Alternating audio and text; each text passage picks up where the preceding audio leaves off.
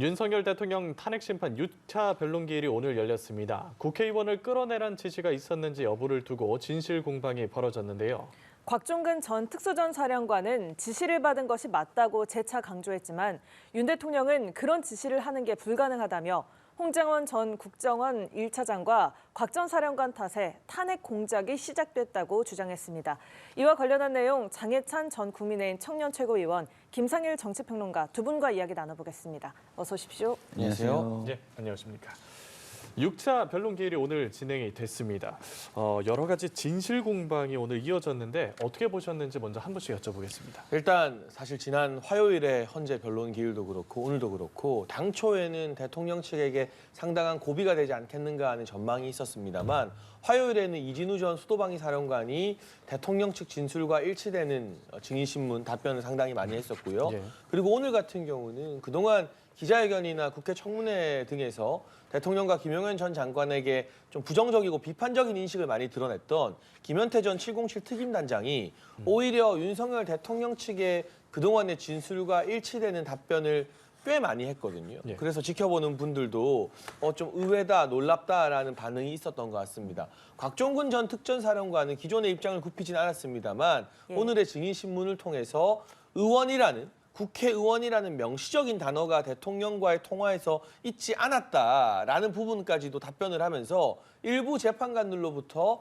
진술이 말이 자꾸 바뀌고 있다라는 신빙성의 지적을 받았고 좀 대통령 측에서는 기대하지 않았던 김현태 전 특임 장관이 뭐 체포 지시가 없었다라던가 그동안 언론을 통해 보도되었던 그 케이블 타이 등이 사람을 체포하기 위한 용도가 아니라 문을 봉쇄하기 위한 용도였다 등등 그리고 창문을 깨고 들어간 게 국회 정문을 막아서 시민들과의 충돌을 피하기 위해서였다는 등의 진술을 했기 때문에 적어도 오늘의 증인신문을 보면 대통령 변호인단 측에서는 상당한 소득과 계속해서 이 여론전을 펼칠 수 있는 여러 가지 근거들을 얻은 그런 변론기일이 아니었나 싶습니다. 예, 평론가님 의견도 들려주시죠.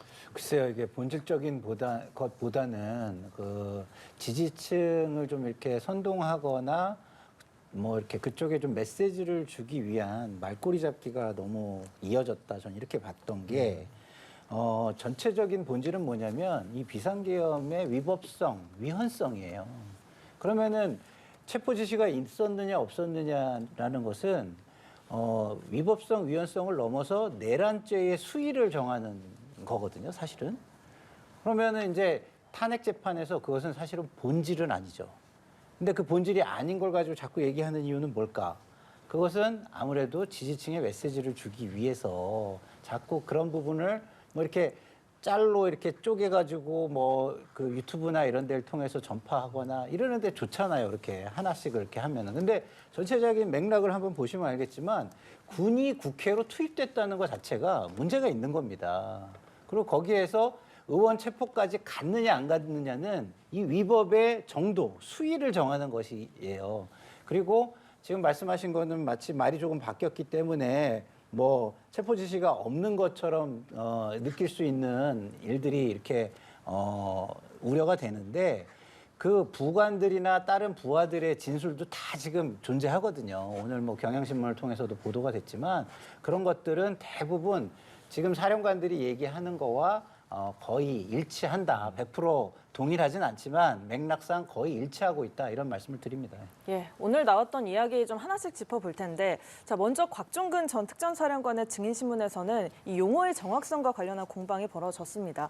곽 전 사령관이 국회의원이라는 말 자체는 듣지 않았다라고 했지만 본관에 요원이 없기 때문에 의원으로 이해했다. 그 대상이 국회의원이라는 좀 일관된 주장을 하고 있고요. 또 여기에 더해서 이 군을 철수시킨 그 주체에 대해서도 자신이 했다라고 이야기를 하면서 윤 대통령과 좀 배치되는 진술을 했거든요. 어떻게 들으셨습니까? 그런데 일단 계엄 해제 의결 이후에 군이 철수된 건 특전사 외에도 다른 부대에도 동일하게 적용됐으니까요. 그 부분이 중요 쟁점은 아닌 것 같고 결국은 국회의원을 끌어내라 했느냐, 예. 정치인 체포조가 있었느냐가 저는 저는 지엽적인 부분이 아니라 그게 확인이 되면 이 비상계엄이 단순한 정치적 논쟁거리가 아니라 법적으로도 문제가 되는 부분으로 나아가는 것이고 그런 조치가 없었으면 비상계엄을 선포할 만한 사유가 있었는지 대통령의 판단 영역을 가지고 위헌 위법을 따지기 어려운 문제이기 때문에 이게 저는 사실 헌법재판소의 지금 사실상 메인 디시라고 할까요? 주 쟁점이 된 것은 현실적으로 인정을 해야 되는 상황이라고 봐요. 그런데 곽종근 전 사령관 같은 경우는 국회에서 김병주 의원 등과 유튜브 촬영할 때는 요원이라고 했다가 김병주 의원이 국회의원이라고 정정해 주니까 그때 가서 의원이라고 바꿨다가 오늘은 또 정확하게 들은 이야기를 이야기하라라는 재판관의 말에 국회의원이라는 말은 아니었다. 인원 정도였다라고 벌써 말이 3번 바뀌거든요. 근데 우리가 진술 신빙성에서 가장 중요한 건 말의 일관성입니다. 계속 말이 오락가락하는 부분을 헌재 재판관들이 지적을 했고요.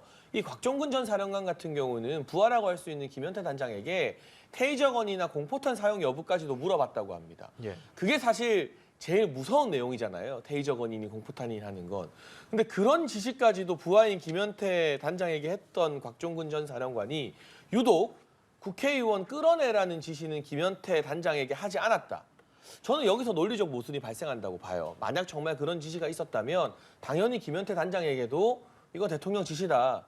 국회의원들 끌어내라라고 말을 하고 그걸 김현태 단장이 나 그런 지시 받았다고 증언을 해야 되는데 김 단장은 일관되게 그런 지시 받지 않았다고 이야기를 하고 있거든요.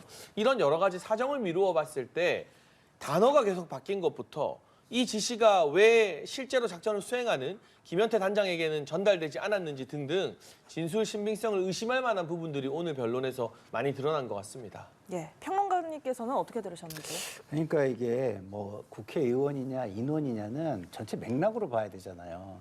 근데 앞에 무슨 말이 있냐면 안에 정족수가 아직 채워지지 않은 것 같으니까 안에 있는 인원을 끌어내라잖아요. 그러면 국회에서 표결에 참여하는 사람이 누구죠? 정족수라는 게 의미하는 게 뭐죠? 표결을 참여하는 사람을 지칭하는 거예요. 예. 근데 그 인원이면 그게 국회의원이고 그 맥락으로 본다면 그 당시에 국회의원으로 알아들었을 가능성이 높고 그럼 정신이 없는 상황에서 그 표현이 국회의원이었는지 안에 있는 정족수가 차지 않았으니까 정족수에 해당하는 인원이었는지는 좀 헷갈릴 수도 있는 거죠. 그렇지만 본인이 작전의 의도라는 거는 군인으로서는 명확하게 가지고 있는 거 아닙니까? 작전의 목표, 의도 이걸 모르고 작전을 수행할 수는 없잖아요. 그러니까 그런 맥락으로 본다면 이것은 국회의원이 맞다 이런 게 하나가 있고요. 두 번째 이제 테이저건 공포탄 말씀을 우리 그 장최고께서 하셨는데요. 그거는 그 김현태 대령하고 논의를 했다 그랬어요. 논의를. 그러나 김현태 대령이 그거는 안 될 것 같다고 하니까 그럼 하지 말라 그러고 법무실장이 와가지고 이거는 계엄 사령관의 승인이 필요한 거다 그래가지고 계엄 사령관한테 전화를 해가지고 이게 가능하겠냐고 물었더니 계엄 사령관도 안 된다 그래가지고 이거는 애시당초 김현태 대령이 안 된다고 한 상황에서 멈춰 있는 거기 때문에 더 이상의 지시를 하지 않았다 이렇게 진술을 한 거거든요. 예, 그 부분을 좀 말씀을 드립니다. 예, 뭐 덧붙여서 군을 철수시킨 게 뭐 자신의 판단이었다. 이거에 대해서는 어떻게 들으셨습니까? 그러니까 군을 철수시킨 게 자신의 판단이었다는 것은 이제 본인이 그럼 처음부터 대통령의 이런 부탁 내지나 사전에 이런 그 인지를 했을 때부터 단호하게 좀 거절을 했었으면 어땠을까라는 좀 아쉬움을 남기는 부분인데요. 그러나 현장에서 무장 군인이 들어가고 국민들이 비무장 국민들이 맞고 있는 상황을 접했을 때는 아 이건 아니라는 생각이 좀 더 피부에 와닿게 느껴질 수 있었을 거라고 생각합니다. 그리고 젊은 병사들조차도 그거에 따르려고 하지 않는 모습을 확연히 우리도 화면을 통해서 확인했고 저도 방송에서 그런 군인들의 모습에 대해서 감사했다라고도 저도 얘기했거든요. 그렇기 때문에 그 현장 판단으로서 굉장히 이 부분은 잘못됐다는 걸 더 현실감 있게 느껴가지고 본인이 판단해서 지시한 것으로 저는 보입니다. 예, 인원이냐 의원이냐 뭐 본질은 아니라셨지만 어쨌든 단어에 대한 공방이 계속되다 보니까 정영식 재판관이 단어를 콕 집어서 특정해서 증언을 요구한 일도 있었고 윤석열 대통령이 곽종근 전 사령관의 주장을 직접 반박을 했거든요.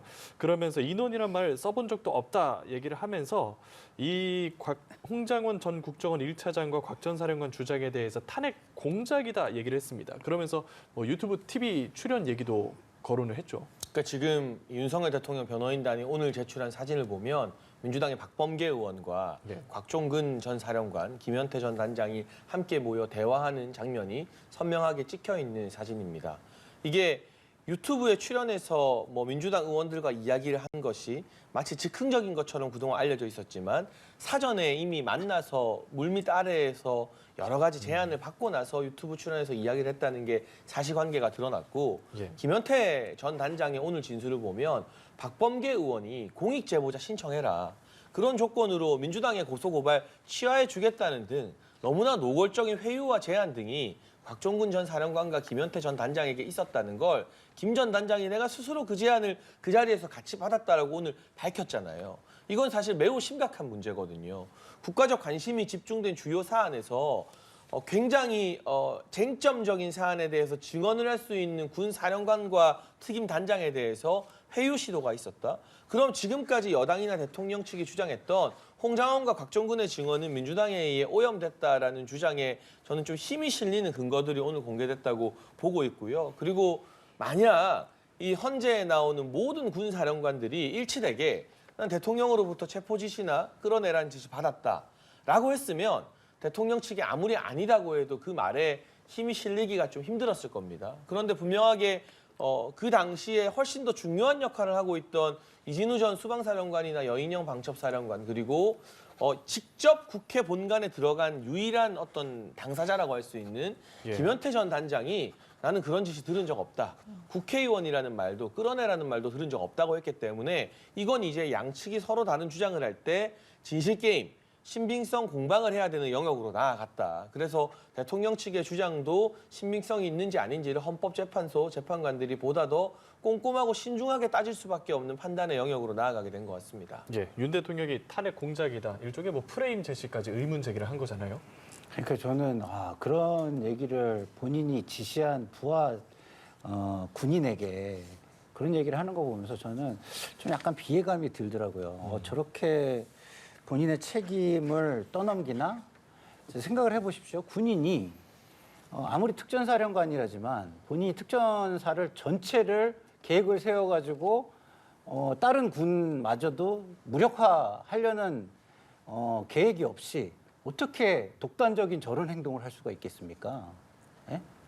특전사령관이 자기 생각으로 저걸 할 수가 있나요?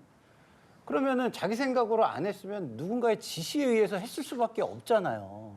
그러면 어쨌든 군이 움직이는 지시는 대통령으로부터 왔고 그 작전의 목적을 위해서 그 최선을 다해서 수행을 했을 텐데 거기에서 중간에 말이 오간 몇 가지의 표현 때문에 그 지시에 따랐던 사람을 그리고 평생 군에 있다가 굉장히 위기를 맞이하고 인생의 위기를 맞이하고 있는 사람을 그 나를 향해서 공작하는 사람이다라고 몰아세운다?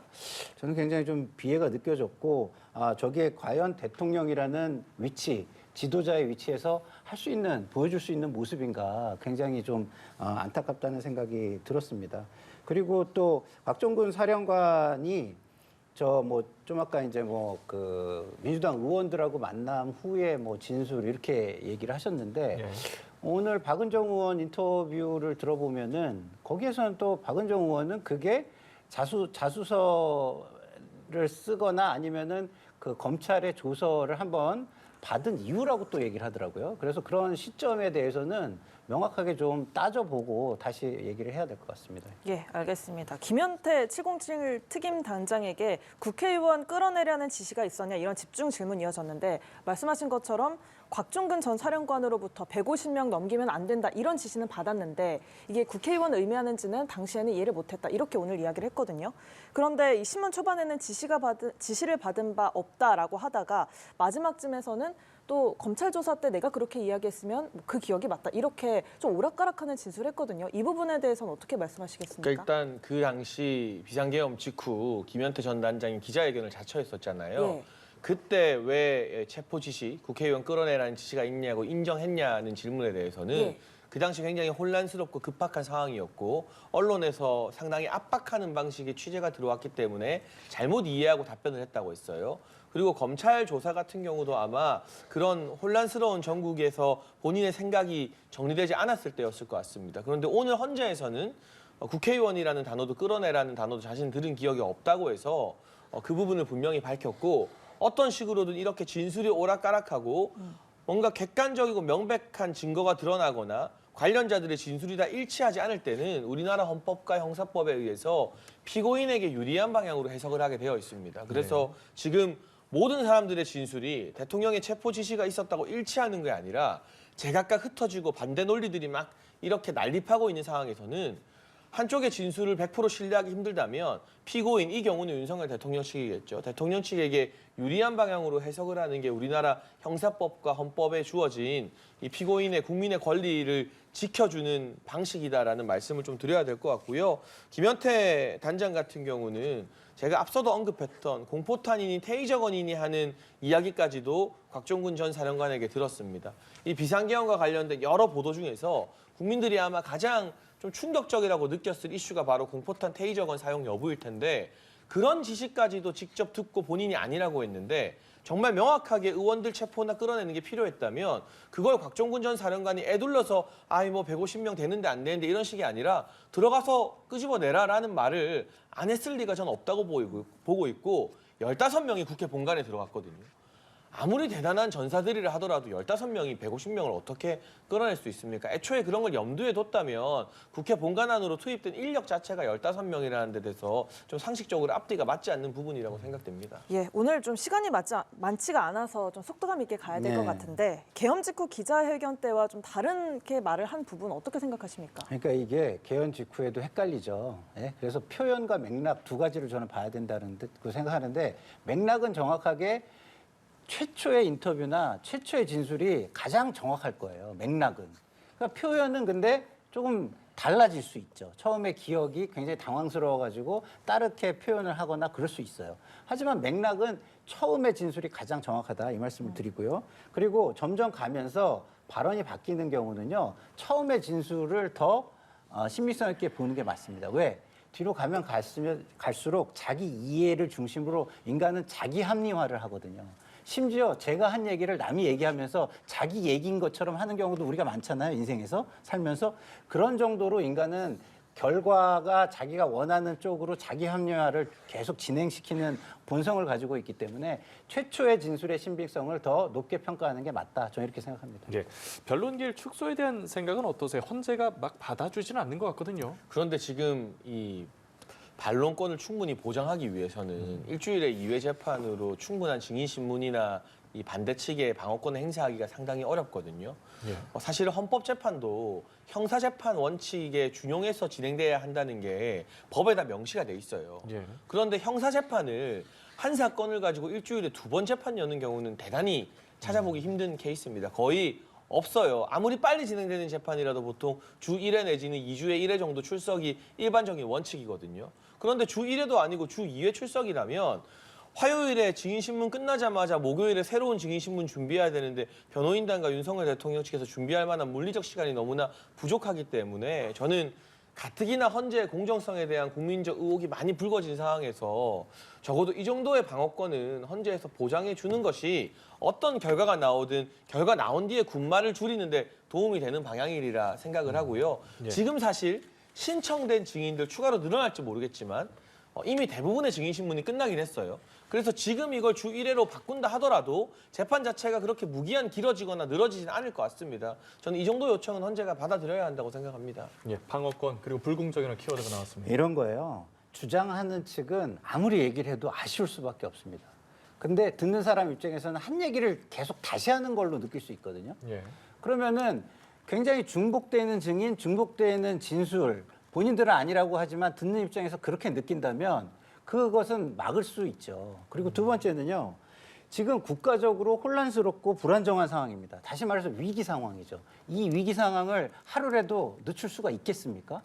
이게 국가적인 혼란인 거예요. 그냥 단순하게 하나의 사건이 아닙니다. 이거에 전 국민과 국가 전체가 영향을 받고 있는 사안이에요. 그래서 헌재로서는 가능하면 방어권이 보장된다고 본인들이 재량으로 판단하는 한 가장 빠르게 이 판결을 마쳐야 한다. 그것이 저는 사명이다. 저는 이렇게 생각합니다. 네, 이어서 2월 첫째 주 여론조사 결과도 살펴보겠습니다. 엠브레인 퍼블릭, K스텔 리서치, 코리아 리서치, 한국 리서치가 지난 3일부터 5일까지 진행한 여론조사인데 이 관련한 자세한 사항 중앙선거 여론조사심의 홈페이지 참조하시면 되겠고요. 자, 정당 지지율을 보겠습니다. 국민의힘 39%, 민주당 37%, 양당 모두 지난주보다는 1%포인트씩 상승한 모습인데 이 그래프 어떻게 해석을 해봐야 되겠습니까? 그러니까 이게 상당히 공신력 있는 전화 면접 조사에서도 여전히 국민의힘 정당 지지율이 민주당을 앞선다는 거, 그리고 민주당 지지율도 1% 올랐다는 건 예. 진보 진영에서도 나름 결집을 하려고 이 최근에 여론조사 결과에 자극을 받아서 노력을 하고 있다는 뜻이거든요. 그럼에도 이 정도 조사가 나왔다는 건 구체적인 수치나 포인트 차이가 중요한 게 아니라요. ARS든 전화 면접이든 지금 민주당의 예상과는 다르게 탄핵 국면에서도 정당 지지율 여당이 앞서는 결과가 계속 나오는 것 자체는 오염된 조사가 아니라 객관적 사실과 국민적 여론으로 받아들이고 인정을 해야 되고요. 그게 민주당 입장에서는 받아들이기 싫겠죠. 과거 박근혜 전 대통령 탄핵 때는 정당 지지율 막 10% 이하로 떨어지고 했었으니까요. 근데 그렇다고 해서 여론조사를 부정할 게 아니라 왜 이 시국에서도 여전히 윤석열 대통령에 대한 지지가 오히려 탄핵 이전보다 더 뜨겁게 불타오르는지, 그리고 국민의힘 정당 지지율이 왜 민주당을 이기는지 여러 가지 원인들이 있을 텐데 그 근본 원인에 대한 성찰 없이 그냥 뭐 보수의 표집이다, 이건 극우의 난동이다, 또는 여론조사가 오염됐다, 이런 주장만 펼친다면 이 본질은 외면하고 그냥 상처가 났는데 계속 이거 상처 아니다, 이게 어떻게 보면은 예. 좀 민간에 확인되지 않은 의료요법으로 자기 확신만 가지는 것과 비슷한 꼴이기 때문에 계속해서 이런 여론의 구도가 이어질 수밖에 없고요. 지금 이재명 대표와 민주당의 독주를 더 우려하는 여론이 많다는 냉정한 현실 인식을 하루빨리 민주당이 해야 할 시간인 것 같습니다. 예. 결과 어떻게 보셨죠? 국민들이 지금 이 상황을 사법 절차로 보지 않고 정쟁으로 보고 있는 것 같아요. 조국 사태 때 우리가 나라가 두 쪽 난다고 얼마나 많은 비판을 했습니까? 특히 지금의 여당 쪽에서 이러면 안 된다고 엄청난 비판을 했습니다. 지금은 조국 사태 이후에 나라가 두 쪽이 나는데 두 쪽이 더 심각하게 나고 있는 상황이에요. 굉장히 국가적으로 엄중한 사안, 조국 장관이 개인적 차원이었다면 지금 국가적인 차원에서 나라가 두 쪽이 나고 있는데 이게 어느 정도냐면 제가 볼 때는 거의 내전 수준으로 가는 수준이라고 봐요. 그러면 내전 이후에 국가의 그 후유증은 다른 남북 그 내전이 있었던 미국이라든가 이런 데를 봐도 그 후유증은 너무나 오래 간다. 이 정치권이 사법 절차에 차분하게 순응해야지 순응하지 않고 계속 이러면 우리나라가 정말 두 쪽이 날 수도 있겠구나 이런 위기감을 느낍니다. 예, 알겠습니다. 이거 하나만 더 여쭤볼게요. 앞서 얘기 드렸던 건데 인원이냐 의원이냐 단어 놓고 공방이 이어지니까 정영식 재판관이 국회의원이라는 단어 특정해서 증언을 확인했잖아요. 네. 어느 정도의 중요도가 있다고 판단한 걸까요? 그러니까 어쨌든 국회의원이라는 명시적인 단어가 있었느냐 없었느냐에 따라서 이게 해석을 곽종근 전 사령관이 어떻게 했느냐를 떠나 그 지시의 주체가 될 수 있는 윤석열 대통령이나 김용현 전 장관의 명확한 의도를 단정할 수 있느냐, 아니면 여러 가지 합리적 의심이 들지는 몰라도 이걸 100% 단정하기 힘든 상황이냐에 대한 판단이 저는 갈린다고 봐요. 이를테면 이번에 송철호 전 울산시장 2심에서 무죄가 나와버렸잖아요. 그 재판부 판결 요지도